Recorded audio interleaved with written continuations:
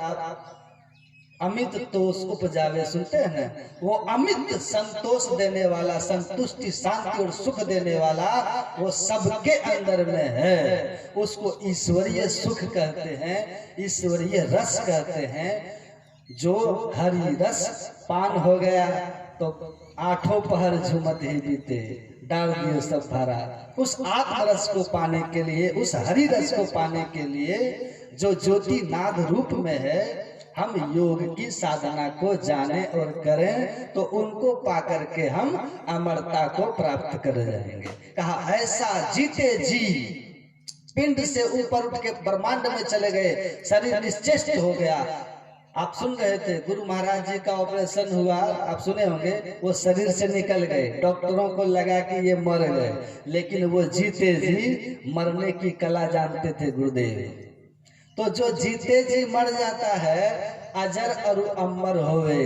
जीते जी जो मरना सीख लिया वो अजर अमर हो गया, अब फिर संसार में लौट के नहीं आता है। वो जमराज उसको पकड़ के नहीं ला सकता, जमराज उसको पकड़ के नहीं ले जा सकता, तो ला भी नहीं सकता, क्योंकि हंसा काया संग हो यावा, लेकिन जाता जोगी किन्हू न पावा।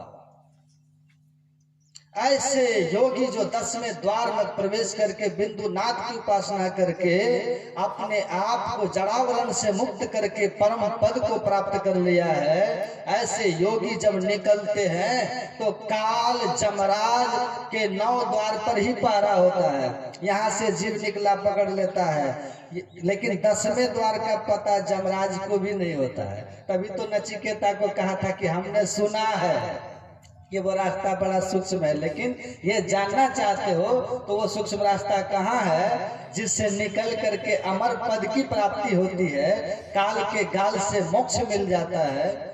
उस सूक्ष्म रास्ते को हमने सुना है कि रास्ता सूक्ष्म है, लेकिन उस सूक्ष्म रास्ता कहाँ है इसका भेद बताने वाले संत होते हैं। इसीलिए श्रेष्ठ पुरुष संत के पास वही तुमको बता सकते हैं, हमें ये पता नहीं है। तो जमराज खुद मालूम नहीं कि 10वां द्वार कहाँ है, सूक्ष्म रास्ता कहाँ है। जहाँ से जीव अगर निकल जाए तो निकल गया, वो मरना है, ऐसे मरना है। राम द्वारे जो मरे बहुरी न मरना हो। मरना 2 तरह से होता है, मरना 2 तरह से होता है। एक मरना क्या है, 9 द्वार से, जिसमें जम का पहरा है, जम पकड़ेगा, कर्मानुसार स्वर्ग नरक भोगा करके फिर संसार के जोनियों में लाएगा। लेकिन एक द्वारा है जिसको राम द्वारा कहते हैं, हरि द्वार कहते हैं, वो हरि द्वार है, वो राम का द्वार है, वही 10वां द्वार है, वही मोक्ष का द्वार है, वही सुषुम्ना, वही सहरग द्वार है। वही जाकर के ब्रह्म ज्योति ब्रह्मनाद धार धरी आवरण सारे तोड़ी कर, सब आवरण को तोड़ सकते हो। वह 10वें द्वार को राम का द्वार कहते हैं। उस तरह से जो मरता है ना तो छूटी पड़े जंजाल, वो हमेशा के लिए मुक्त हो गया, ऐसा वो मौत है। उस 10वें द्वार से निकलने की कला वो गुरु बता देंगे, साधन करिएगा, उस कला को हम पकड़ लेंगे। तो भगवान इसीलिए कृष्ण ने भी कहा, प्रयाण काले मनसा चले न भक्त्या युक्तो योग बलेन चैव ब्रूर मध्य प्राणमवश्य सम्यक सपम पुरुष मुपेत दिव्यम।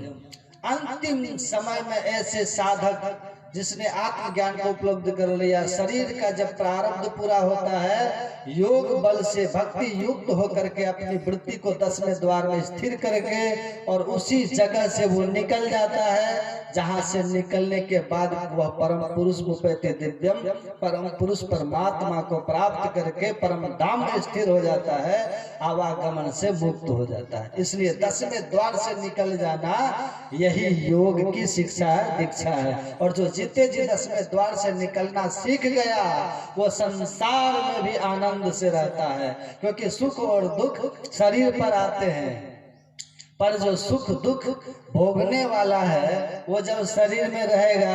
ठंडी में पानी है, अब पानी में चावल, हंडी में आग, हंडी देंगे आग में, उसके साथ पानी, या पानी के बाद चावल, पकेगा चावल क्योंकि उसके साथ है। पर हांडी है, उसमें पानी है और चावल उसमें पड़ा ही नहीं, तो उसको कोई फर्क पड़ेगा? काल ने चावल को हांडी में डाल दी, पर चावल अगर चेतन हो और उसको युक्ति मालूम है कि वो हांडी के ऊपर चला जाए, पानी से बाहर निकल जाए, तो आप गर्म करते रहो, उसको कोई फर्क, वो पकने वाला है? नहीं पकेगा, वो नहीं पकेगा। जीव ऐसा ही शरीर में रह करके साधना करके मुक्त पुरुष ऐसे स्थिति में होते हैं, शरीर के आने वाले सुख दुख से बिल्कुल अलग होकर के रहते हैं। शरीर के कष्ट उनको पता ही नहीं चलता, क्योंकि शरीर से वो, पिंड से वो बाहर निकल के रहते हैं। कहा यही है जीते जी मरने की कला, 10वें द्वार से बाहर निकलना। जो पिंड से ब्रह्मांड की ओर चला गया, साधन में पक जाए, अति गंभीर हो, यातन की सुधि नहीं रहे, धीर वर वीर सो, सांझ भोर दिन रैन कछु जाने नहीं, अरे हारे में ही बाहर जड़वत रहे, माही चेतन सहे। बाहर जड़वत मुर्दावत शरीर है, लेकिन भीतर वो आत्मानंद में लीन है। ये अवस्था आ जाती है, यही योग है, यही राजयोग, यही श्रेष्ठ योग है। इसी की युक्ति जानना और इसी को करना मोक्ष का कारण है। तो इस तरह के ज्ञान को जानिए, जानना ज्ञान है और इसको आचरण में उतारना योग है, क्रिया है। महावीर स्वामी कहते हैं ज्ञान क्रियाभ्याम मोक्ष है। पहले ज्ञान को सुनिए, समझिए और फिर निधिध्यासन करना ही योग है, जिससे अंत में आत्मज्ञान हो जाता है और हम अन्यन्ताम यदा याति तदा मुक्तः स उच्यते। जैसे नदी, जैसे समुद्र में नमक मिलकर एक मेघ हो गया, उसी तरह जीव जब परमात्मा में मिलकर जीते जी एक मेघ हो गया समाधि काल में, फिर संसार में बरतते हुए सूरत उसकी सदैव सार शब्द में लगकर आत्मीय आनंद को अनुभव कर रही है। तो प्रारब्ध पुण्य होने पर फिर त्याग करके उसी ज्योतिनाथ के सहारे सार शब्द को पकड़ी हुई वो सूरत परम धाम में जाकर लीन हो जाती है। गुरु महाराज कहते हैं इसको ठीक ठीक समझ लीजिए, इसको कीजिए, आपका कल्याण होगा। ये श्रेष्ठ योग, राजयोग बड़ी किस्मत से, बड़े भाग से मिला है। तुलसी कहे सुन ए तक ये राज बातिन है जुदा, रखना हिफाजत से इसे तुझको निशा ऊंचा दिया। ये सबसे श्रेष्ठ ज्ञान दिया हूँ। तुलसी साहब कहते हैं अपने शिष्य को इसको बड़ी हिफाजत से रखना। ये जुदा ज्ञान है, विशेष ज्ञान है, श्रेष्ठ ज्ञान है।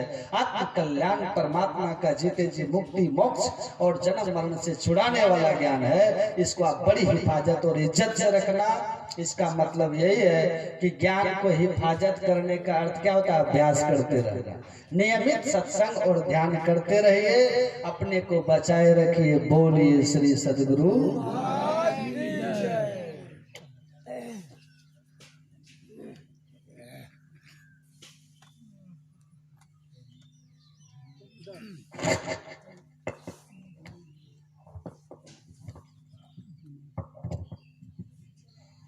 श्री सद्गुरु महाराज की जय।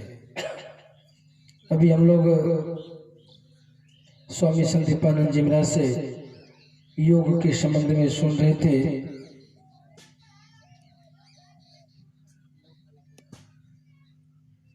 और ये भी सुन रहे थे कि सप्त धातु का कया पिंजड़ा जुगुतिन सुआ, सदगुरु मिले तो बुरे बाबू नहीं तो गाफिल।